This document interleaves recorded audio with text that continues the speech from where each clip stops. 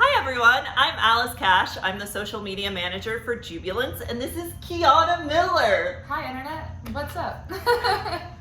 Kyana is from San Diego, is now living in New York City, brought to the East Coast for college as a volleyball champion and star. Well, that might be stretching it, but... Has worked in event planning, and we're so excited to have you on today. Thank you so much, I'm so excited to be here.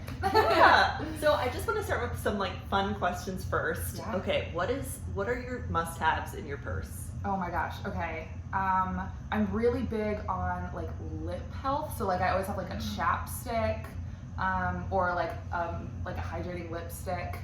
I weirdly always have a Sharpie.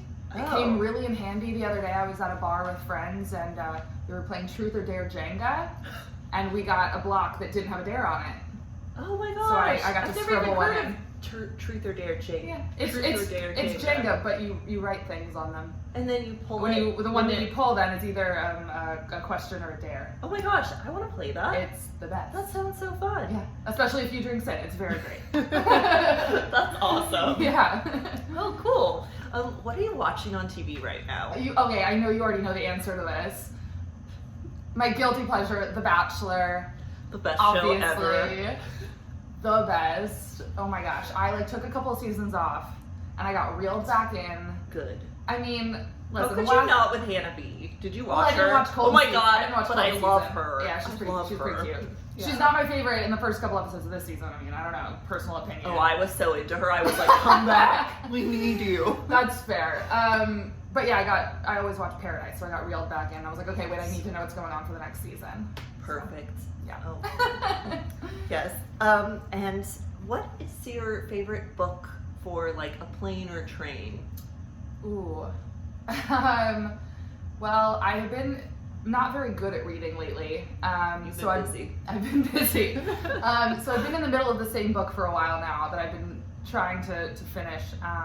And it's by my favorite psychologist. Her name is Esther Perel. She is an expert in her field in sex, love, and relationships.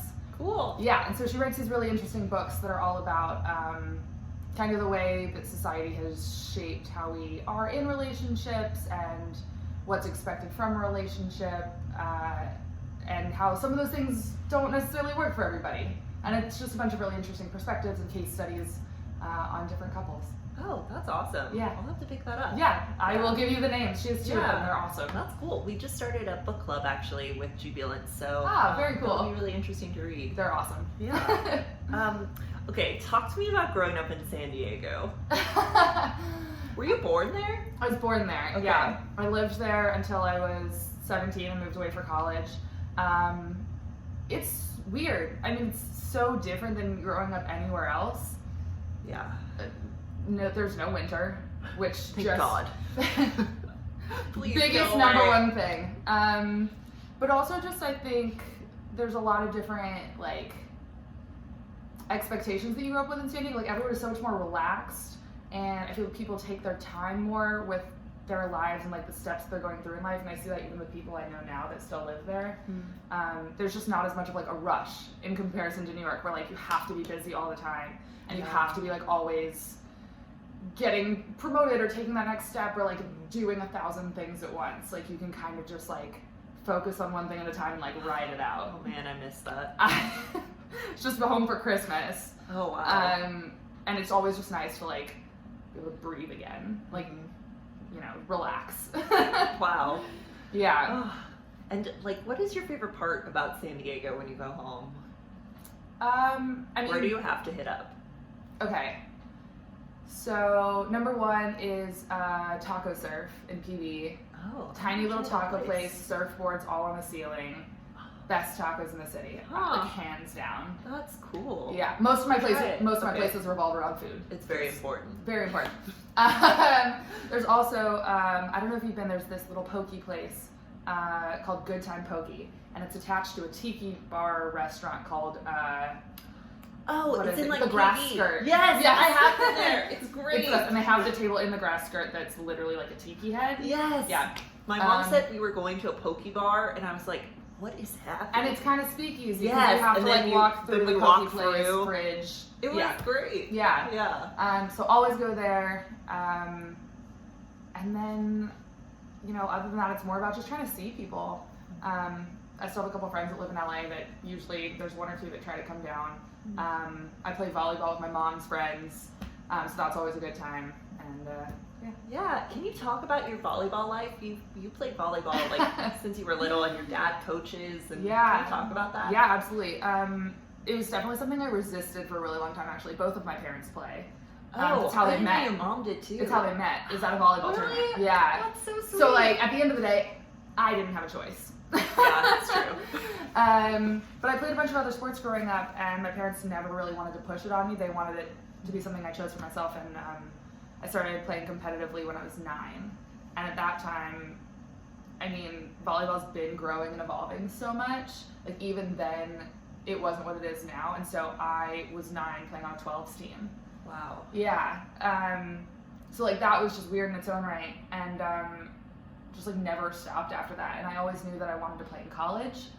And the way that it made the most sense for me to do was to go to the East Coast to do it, because volleyball players have to constantly ask the question, because there isn't really the same professional opportunities of like, okay, well, like, why am I going to play volleyball in college? Like, do I want to go just for the experience and like I don't mind being like a practice player and sitting on the bench, or do I want to go somewhere where like I'm an asset and I can be on the court for games and like really contribute in that way? And for me, it was something where like I wanted to be on the court. Like, practice players are super important as well and like do so much, but like I really wanted to be like in it. And so for me to do that, I had to go to the East Coast. So I did that, started at one school, transferred. Towson. Yes, I went to the glorious city of Baltimore. Great. Yes, and met the best people and had a great time and a great experience. And it's really hard being a student athlete. I think people are starting to realize that more and more. Especially, there's been a lot in the news about how the NCAA, mostly for football and basketball, but have been trying to figure out a way to give players potentially compensation when they bring in so much money for the school. And so I think with that, there's been a lot more focus on how much time and actual energy goes into being a student athlete beyond just the regular student experience and what they are really bringing to the table. Wow. Yeah. Did you play for all 4 years in college? Or? I did. Wow. There was one year That's a where lot. I was not a starter. My junior year. Just 1 year. just the once. But yeah, I was on the team the whole time. That's amazing. Yeah. Wow. Can you talk about what brought you to the city then? Like after volleyball, after Baltimore, and then you were like, I have to move to New York. Like, why? Yeah. So I mean, in regards to the timing of it, it was very much like I'm already over here. All my stuff's over here. I have a coat. Like, might as Perfect. well. Check. Right. But so my mom actually did the same thing. When she graduated college, she took a year and moved to New York. And she's from Kansas. Oh, wow. Yeah. I had no idea. Yeah. Weird. Mm-hmm. Huh. So she graduated and moved to New York. She was here for 7 years. And so growing up, I heard stories about New York. She took me here a few times. And especially as somebody who is like a Broadway nerd, cannot stop shopping to save her life.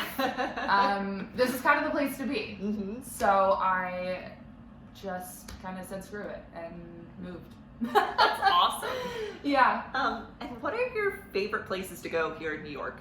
I compare Kyana to Hillary Duff on Younger. Like, always knows the hippest, coolest places. Yeah. It's amazing. I mean, it's really just a matter of my inbox constantly being full of newsletters, like Incredible. nonstop. Like everyone else, like, you know, instant delete, and I like really read through those. I mean, obviously, like Central Park is a big one. Like, it's so hard to find outdoor space in New York where you can just kind of like get away from it all. That like the parks here are so important to me. But that's an easy one. Where else? I know you did a rooftop crawl over the summer. Did you make it to every rooftop in the city like Not you wanted? even close. It ended up being a lot less formal of a thing. Okay. Yeah, I didn't quite get everyone involved as I wanted to. But I personally went to a few. What's a good one?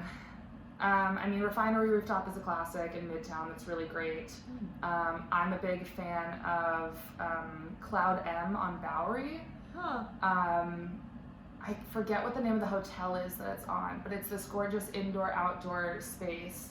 And they just have like very quirky decor, like really gorgeous lighting, and like a sizable outdoor space. And it's not as well known. It's a little bit like of a hidden thing, so it doesn't get quite as packed. Oh, okay. Which is obviously That's the great. best. Yeah. And then my other favorite is one that I took you to last time, That which was so is cool. Dear Irving on Hudson in Midtown, close to Hudson Yards. Very like 60s, 70s mod. Okay. Yeah, it was really fun. Good drinks. It is, I think, Beautiful I view. was gonna say I could be wrong, but if I remember correctly, it is the tallest or highest up rooftop in Manhattan. Awesome. So they have I mean, it just seems the pretty best. great. Yeah, there's the best view just all around. Yeah. Yeah. Oh, that's awesome. Okay, and you've lived in like so many different places in Manhattan. Tell us your favorite spots. Like, what's your favorite neighborhood? Ooh. All right, so I have two. Okay. So my favorite that I have not lived in yet is the West Village. Oh, It's so nice. Can we I mean, ever afford it? It's No. the dream. It's the pipe dream that we're always climbing towards. There's just a lot going on. It's close to Chelsea, where you can, you know, do a bunch of art galleries.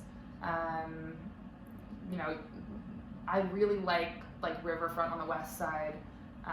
So that whole area, and also like anywhere that there's cobblestone, like it's annoying, but it's so cute. So pretty. It's so pretty. So I love that. And then my favorite place that I have lived is the East Village. I live on the Upper East Side now, and so just like the stark difference between the two. You know, the East Village, it's younger. There's stuff going on. There's music venues. There's restaurants. There is endless street art, which is like one of my favorite things in the world. Awesome. It's just a lot more vibrant, and like the Upper East Side is great, and I love where I live. But definitely like East Village, Lower East Side area it's pretty great. Yeah. I spend a lot of time there. I was on the Upper East Side yesterday, and I was just struck by how clean it was. It's wild. Here, I'm on the Upper West Side, and it's clean. Right. It's clean. But the Upper East Side, I was There's like, something about, what I is think this it's something place? about there's all the museums in a row. yeah, there's no That's cum why- on the street. There's like just people who are like, hello there, how are you? Lots of dogs, Yeah. which like So many little immediately children. upgrades any You're neighborhood like- for me. Yeah. Like, oh, I'm gonna run over all these kids. Right. Yeah, it's so nice though. It is. Yeah. So, and I'm so close to the park again, too, Yeah, which is the always best helpful. part. Yeah. Yeah. Come back to the West Side. You know what? Never say never. Yeah. Who knows? Yeah, and you've also worked in event planning. Yeah. Can you talk a little bit about that, and what's your favorite part about that experience, or what's your favorite event that you've worked on? Yeah. So I kind of fell into it. I had done a couple of internships, and I moved to New York, didn't have a job, and got really lucky that, you know, a friend of a friend's company was just acquired by the company. It was a whole thing. Anyways, I got introduced and I got really lucky, and this amazing guy who was the director of sales of the company took me under his wing and really like showed me every aspect. I knew nothing.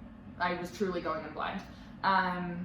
And I mean, there's a couple things that I love about it most. One is it is very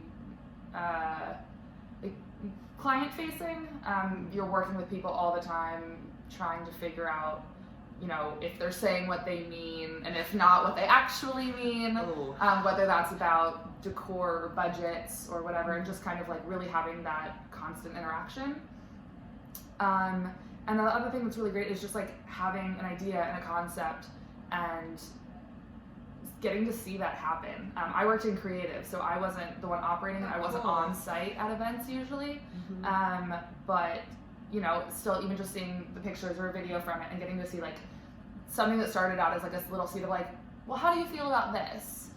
And like something that was like yours and your idea, and not only having it accepted and approved and them wanting to do it, but seeing it come to life is always really, really cool. That is cool. Yeah. That's such an artistic vision that you can get behind and create. Exactly. And then seeing people just being there and enjoying it as well. Mm-hmm. You know, like, who doesn't Like love a your party? vision Come to life. on, you know? That sounds great. Like the perfect job. Yeah, exactly. Yeah, that's awesome. Mm-hmm.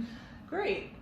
So a lot of what we talk about on this podcast too is like women's issues and women's bodies. And so I was curious for you right now at the second, it's forever changing, but what is your definition for womanhood? For womanhood, it's such a broad question. Yeah.